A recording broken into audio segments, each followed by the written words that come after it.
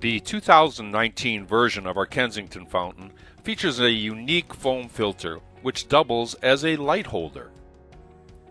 It is packaged pre-installed, however we wanted to show you that you need to make sure that it's in there properly and allow you to adjust it to affect your sound and flow. Moving it back further under the lip will allow the water to fall into the open area, creating more sound. However, pulling it a little bit forward will place the light directly under the water flow.